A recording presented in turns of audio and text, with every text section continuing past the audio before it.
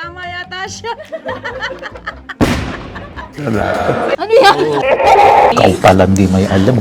We're almost at 31 years married. And we are 17 years married. Violet.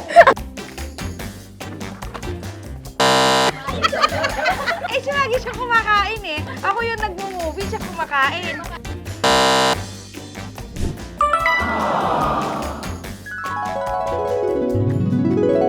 Kasi ang feelings nagpa-falter.